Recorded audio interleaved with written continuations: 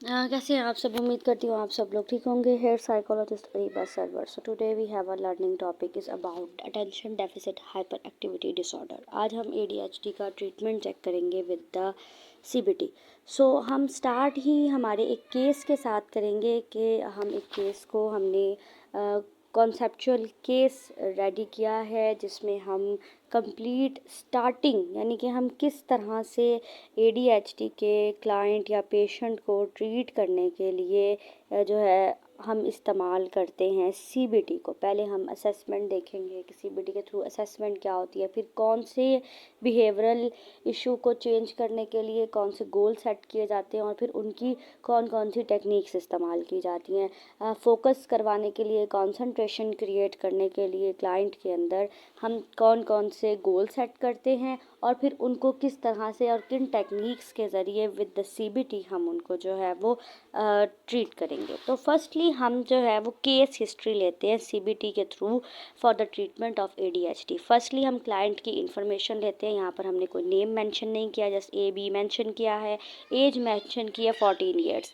3 से 6 साल की उम्र के बच्चों के बाद, 6 साल के बाद ज़्यादातर जो होता है वो बच्चों में हम ADHD जो है वो डायग्नोस करते हैं। तो फिर ये लॉन्गर ऑन चलती रहती है। जनरल जेंडर मेल है, education grade B student, 8 student है। रेफरल ऑफ सोर्सेज जैसे स्कूल काउंसलर ने बताया या फैमिली ने बताया, ये चीज़ें ज़रूरी होती हैं जानना। उसके बाद जो है वो हम आ जाते हैं कि डायग्नोसिस क्या है। अब अगर स्कूल काउंसलर बता रहा है, जैसे हमने केस कॉन्सेप्ट सेट किया, तो फिर वो डायग्नोसिस हमें करके बताते हैं कि ये इस बच्चे के अंदर attention deficit hyperactivity disorder है कंबाइंड प्रेजेंटेशन के साथ। ठीक है। अगर कोई फैमिली मेम्बर बता रहा है तो फिर हम उसकी क्या करते हैं, खुद से असेसमेंट करते हैं और फिर हम क्या चेक करते हैं, प्रेजेंटिंग कंप्लेंट्स, कि उस बच्चे की प्रेजेंटिंग कंप्लेंट्स क्या है। तो प्रेजेंटिंग कंप्लेन में difficulty sustaining attention during class, यानी कि क्लास के दौरान बच्चे का अटेंशन फोकस करना बहुत डिफ़िकल्ट है। वो उसके अंदर बहुत ज़्यादा जो है इंटरप्ट्स आते हैं फ्रीक्वेंटली और वो ब्लर्ड होता है अपने आंसर्स को देने के दौरान। रेस्टलेसनेस की फीलिंग्स बहुत ज़्यादा हैं और इनएबिलिटी है कि वो एक जगह कुछ लंबे टाइम तक टिक कर स्टिल होकर बैठ सके। पुअर एकेडमिक सिचुएशन है, परफॉर्मेंस जो है वो पुअर है, होमवर्क कंप्लीट नहीं करते, क्योंकि जब वो एक जगह फोकस्ड होकर टिक कर बैठेंगे ही नहीं तो फिर वो होमवर्क कंप्लीट नहीं करेंगे।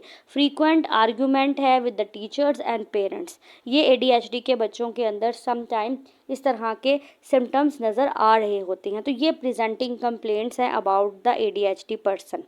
उसके बाद जो है वो हम देखते हैं कि ये कंप्लेंट्स कितने टाइम से उनके साथ चल रही हैं। बार बार ये चीज़ें नज़र आ रही हैं क्योंकि सम टाइम कुछ सिचुएशन की वजह से भी होता है, लेकिन सम टाइम लॉन्ग टर्म भी होती हैं। तो फिर हम हिस्ट्री लेते हैं पेरेंट्स से। तो पेरेंट्स बताते हैं कि हमने ये सिम्टम्स नोटिस करना स्टार्ट किए एट द एज ऑफ 7 और फिर हमने स्कूल टीचर्स को रिपोर्ट किया। उन्होंने भी फिर इस चीज़ को चेक किया कि डिस्ट्रैक्शन बहुत ज़्यादा है, स्टिल अपनी सीट पर नहीं बैठ सकते, अपनी सीट को छोड़कर उठ जाते हैं, डिफ़िकल्टी होती है उनको इंस्ट्रक्शंस मानने में, समझने में। और उसके बाद ओवर द ईयर्स हो गए हैं ये सिम्टम्स उनके अंदर नज़र इसी तरह आ रहे हैं, इंटेंसिफाइड हैं बहुत ज़्यादा। एकेडमिक सिचुएशन, एकेडमिक लर्निंग जो है वो बहुत ज़्यादा उनकी इफ़ेक्ट हो रही है, जिसकी वजह से जो है उनके सोशल रिलेशनशिप्स प्रोग्रेस में भी उन्हें प्रॉब्लम आ रही है। तो जब हिस्ट्री ऑफ पेरेंट्स हम पेरेंट्स से लेते हैं तो हम जो हमारी प्रेजेंटिंग कंप्लेंट्स होती हैं और जो हिस्ट्री ऑफ पेरेंट्स से ली जाती है, उन दोनों चीज़ों का फिर क्या है, कंपैरिजन किया जाता है ताकि ये मालूम हो सके कि ये सिम्टम्स कितने लॉन्ग टर्म से चल रहे हैं। फिर उसके बाद हम आ जाते हैं फैमिली एंड सोशल हिस्ट्री के ऊपर। फैमिली एंड सोशल हिस्ट्री के अंदर हम चेक करते हैं कि लिव्स विद बोथ पेरेंट और यंगर सिस्टर, मतलब किसके साथ बच्चे रहते हैं। तो इस केस में फादर जो है वो डिमांडिंग है, वर्क स्केड्यूल बिजी रहता है, लिमिटेड टाइम है फॉर सुपरविजन, लेकिन मदर जो है वो स्ट्रेस रहती है due to managing the AB behaviour, यानी कि जो बच्चा है 14 साल का जिसका ये केस है उसको मैनेज करने में मदर जो है वो काफ़ी स्ट्रेसफुल कंडीशन में रहती है। No history of substance use and neurological illness, कोई न्यूरोलॉजिकल इलनेस नहीं है, सिर्फ बिहेवियरल प्रॉब्लम्स हैं। तो मॉडरेट है, peer pressure, peer relationships tend to be impulsive during group play, यानी कि जब वो उसको अटेंशन नहीं मिल रही होती या वो अटेंशन नहीं दे पा रहे होते तो उनके साथ, उसके टीचर्स के साथ भी उसके रिलेशंस जो हैं या फैमिली मेम्बर्स सिबलिंग्स के साथ भी उसके रिलेशनशिप्स में उन्हें प्रॉब्लम आ रही है। दैन फिर हम मेंटल स्टेट एग्जामिनेशन पर आ जाते हैं। चेक करते हैं कि उसकी अपीयरेंस कैसी है, रेस्टलेसनेस है, कॉन्टीन्यूसली हैंड मूविंग है, लेग्स मूविंग है, स्टिल होकर नहीं बैठ सकते। फिर स्पीच कैसी है, फास्ट पेस्ड स्पीच है, ओकेजनली बार बार वो जो है वो इंटरप्टिव सिचुएशन लेकर आते हैं, बार बार बातों में चीज़ों में इंटरप्ट करते हैं। मूड जो है वो बहुत ज़्यादा इरिटेबल है लेकिन सम टाइम कोऑपरेटिव भी हो जाते हैं। ठीक है, उसके बाद अटेंशन इजीली वो डिस्ट्रैक्ट हो जाते हैं, डिफ़िकल्टी होती है उन्हें अपनी किसी भी चीज़ को फोकस करने में ड्यूरिंग द सेशन। और इंसाइट जो है वो ये है कि एक्नॉलेज, पार्शियल एक्नॉलेजेस हैं लेकिन वो कॉन्संट्रेट ना करने की वजह से वो अपनी प्रॉब्लम्स को क्या है, डिनाई करते हैं।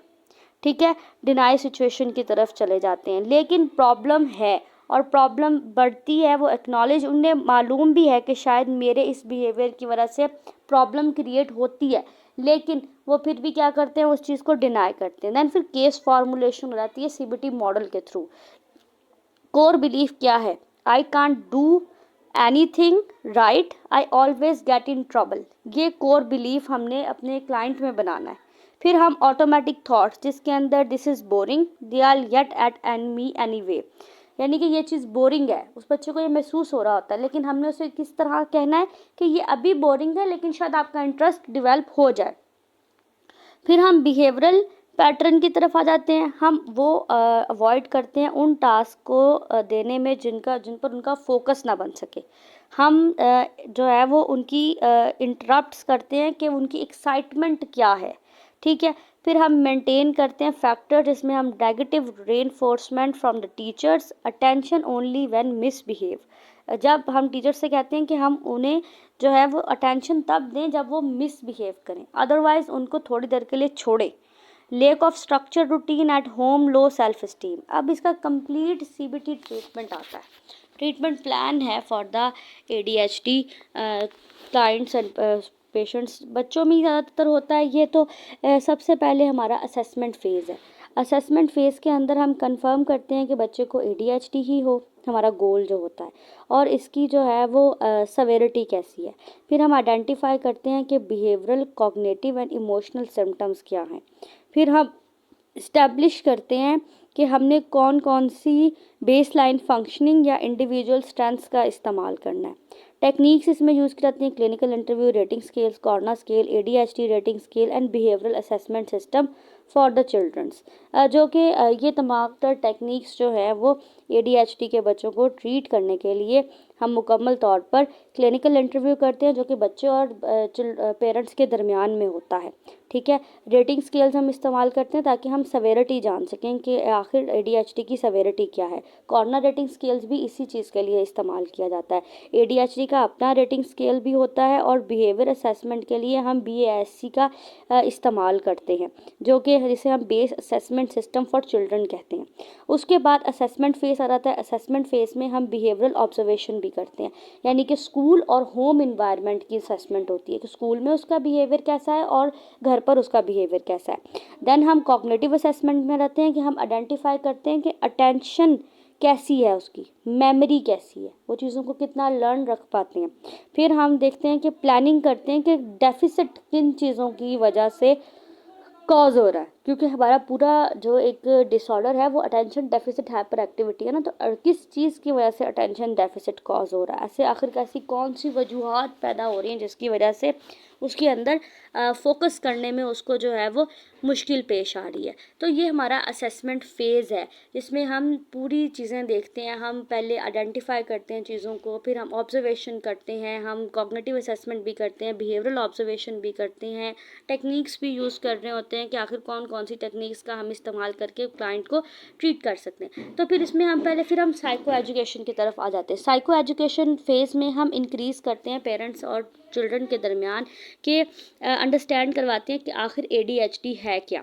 फिर हम रिड्यूस करते हैं सेल्फ ब्लेम एंड स्टिग्मा को। हम पेरेंट्स को भी ये चीज़ गाइड करते हैं कि आपने भी ब्लेम नहीं करना, और बच्चे भी समटाइम ऐसी सिचुएशन में आ जाते हैं कि वो खुद को ब्लेम कर रहे होते हैं, तो हम उन्हें मोटिवेट करते हैं चाइल्ड एंड पेरेंट को कि आपने एक्टिवली पार्टिसिपेट करना है इन द ट्रीटमेंट। उसके बाद हम नेचर ऑफ ADHD देखते हैं कि कोई बायोलॉजिकल अटेंशन की वजह से या बायोलॉजिकल प्रॉब्लम की वजह से तो ADHD कॉज नहीं हुआ। उसके बाद जो है वो हम इम्पॉर्टेंस ऑफ स्ट्रक्चर देखते हैं कि हम कंसिस्टेंसी किस तरह से लेकर चलते हैं। रोल ऑफ CBT ये है कि हम क्लाइंट का, जो पेशेंट है, उसका बिहेवियर चेंज करने के लिए और उसकी थॉट्स को चेंज करने के लिए हम CBT का इस्तेमाल कर रहे होते हैं।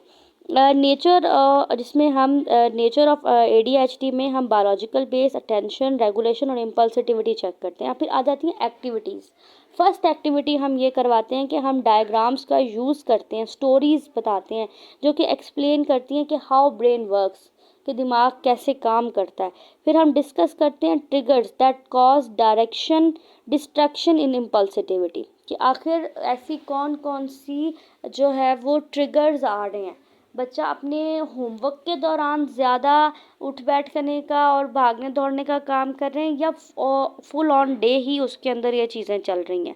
या provide return hand outs for parents, हम पेरेंट्स को हैंड आउट्स देते हैं डिफरेंट किस्म के जो कि ADHD से रिलेटेड होते हैं, जो पेरेंट्स फिलअप करते हैं, या जो बच्चों की एक्टिविटीज़ पूरे दिन की चल रही होती हैं, पूरे दिन का जो उनका स्केड्यूल होता है उसको देखते हुए वो गाइड करते हैं कि इस बच्चे में और इस टाइम पर ये सिचुएशन थी, इस टाइम पर ये सिचुएशंस थी। मतलब वो पेरेंट्स की तरफ से एक होमवर्क होता है जो वो खुद करते हैं और फिर वो देते हैं हमें।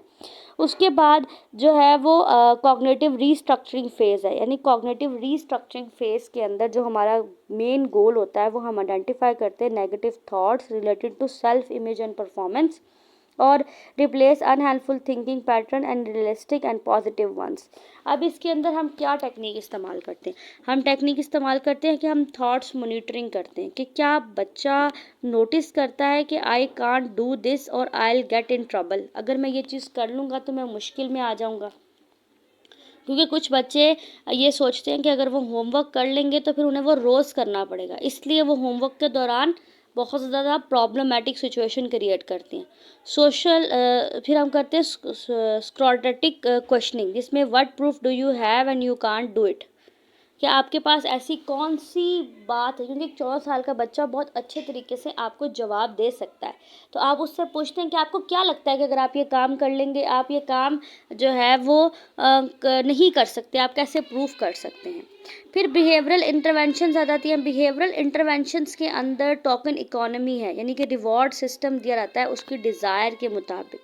सिटिंग क्वाइटली, फिनिशिंग होमवर्क, और उसके बाद फिर time management training, use timer for task, break long assignments into small chunks, बड़े बड़े कामों को छोटी छोटी चीज़ों में कन्वर्ट कर देना। बिहेवियर एक्टिवेशन स्टार्ट की जाती है ताकि उसकी रूटीन जो है वो स्ट्रक्चर्ड एंड जो है वो स्केड्यूल हो सके। अब इसमें रिस्पॉन्स कॉस्ट ये होती है कि हम रिमूव करते हैं टोकन्स और privileges for rule breaking applied consistency. हम उन्हें जो है वो रूल ब्रेक करने देते भी हैं और उसके ऊपर अपनी अप्लाइड कंसिस्टेंसी रखते भी हैं।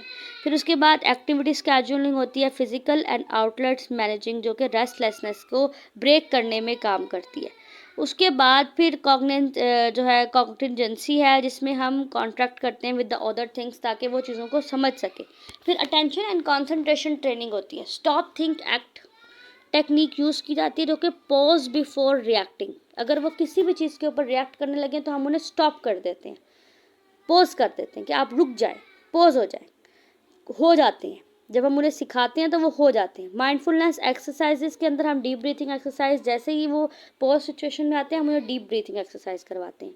हम उन्हें गाइड करते हैं कि आप साउंड और विजुअल्स के ऊपर फोकस करें। फिर हम कंप्यूटर बेस्ड अटेंशन ट्रेनिंग, ऐसी गेम्स खिलाते हैं जो कि उनकी मेमोरी को इन्हांस करने में हेल्प करे, क्योंकि जब वो गेम्स खेलते हैं तो उन्हें फोकस्ड होना पड़ता है।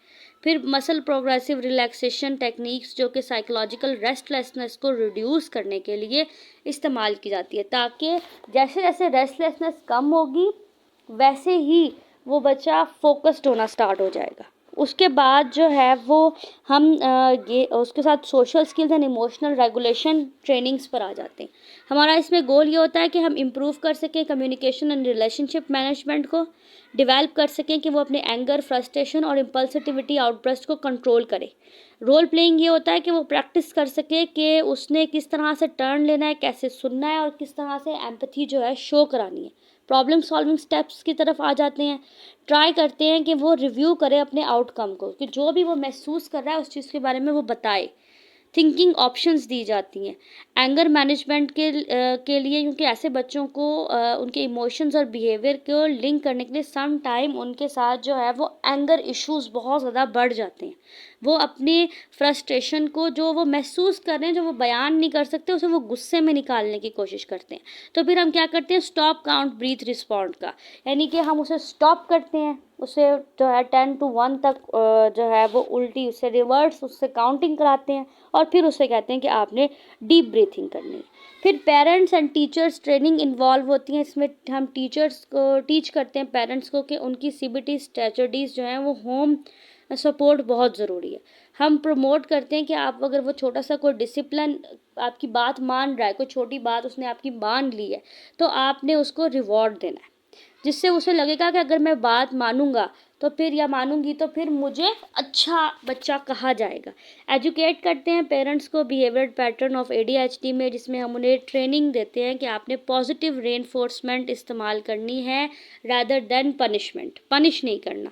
इनकरेज करना है कि उसकी कंसिस्टेंसी, उसकी रूटीन एक क्लियर एक्सपेक्टेशंस के ऊपर चल रही। बार बार फैमिली सेशंस जो हैं वो इम्प्रूव करते हैं कि बच्चों के और पेरेंट्स के दरमियान भी कम्युनिकेशन ब्रिज बनाया जा सके, और जो भी स्ट्रेसर्स चल रहे हैं किसी भी तरह के, चाहे वो पेरेंट्स के दरमियान है या पेरेंट्स और बच्चों के दरमियान है, उसको ब्रेक किया जाए। फिर स्कूल कोलैबोरेशन बहुत ज़रूरी है। अलाइन की जाती है therapy goal with the classroom behaviour plans, classroom behaviour plans बनाए जाते हैं। टीचर को गाइड किया जाता है कि आपने इसके साथ इस तरह से बिहेव करना है। अगर ये कोई अच्छी एकेडमिक सपोर्ट बहुत ज़रूरी है, आपका कोऑपरेशन बहुत ज़रूरी है, आपका पॉजिटिव बिहेवियर आपका जो है वो बहुत ज़रूरी है बच्चे को पॉजिटिविटी के अंदर लाने के लिए। आपकी जो चेयर बच्चे की चेयर है वो टीचर के नज़दीक होनी चाहिए ताकि वो डिस्ट्रैक्शन से बच सके। उसको अलाउ करें कि वो ब्रीफ कर सके कि उसको ड्यूरिंग द ब्रेक कैसा टास्क दिया जाएगा, लॉन्ग टर्म टास्क क्या होंगे, उसको थोड़ा समझा दिया जाए। फिर उसको बड़े टास्क को ब्रेक करके समझा दिया जाए। प्रोवाइड किया जाए some extra time for test and assignments, क्योंकि वो फोकसिंग नहीं होते तो ऑन टाइम वो अपना टेस्ट या जो है वो चीज़ें कंप्लीट नहीं कर पाते, जिससे वो मज़ीद फ्रस्ट्रेटेड हो सकते हैं। तो फिर उसके बाद रीलैप्स की तरफ आ जाते हैं। रीलैप्स एंड प्रिवेंशन है जो कि मेंटेनेंस के लिए बहुत ज़रूरी है। मेंटेन किया जाता है प्रोग्रेस को आफ्टर थेरेपी एंड हेल्प की जाती है चाइल्ड एंड पेरेंट की कि वो अपने सेटबैक्स को जो हैं वो हैंडल कर सकें। और इसमें रिव्यू किया जाता है कि बच्चे लर्न कर सकें new strategies with the success stories. Create किया जाता है coping card with the key reminders. Focus on step at time, take a deep breath before reacting, use my token chart, schedule boost session monthly or bi-monthly, encouraging this ongoing parental monitoring and positive feedback। ये पूरा एक chart है जो बच्चे को provide किया जाता है कि आपने इस चार्ट के मुताबिक चलना है। जब भी आप कोई किसी चीज़ पर फोकस करने के लिए स्टेप बढ़ाते हैं तो उसको वक्त भी दें साथ साथ। जब भी आपको कोई भी प्रॉब्लमेटिक सिचुएशन फेस होने लगे तो आप अपनी डीप ब्रीथिंग एक्सरसाइज करें। उसके बाद हमारे गोल्स हैं, compare pre and post treatment ADHD rating scale, कि हम पहला हमारा क्या फोकस, पहले बच्चे की कंडीशन कैसी थी और आफ्टर द ट्रीटमेंट बच्चे की कंडीशन कैसी है। टीचर और पेरेंट्स का फीडबैक लें। होमवर्क कंप्लीशन रिकॉर्ड को जो है, जो बिहेवियर चार्ट्स हमने दिए उनको यूज़ करें।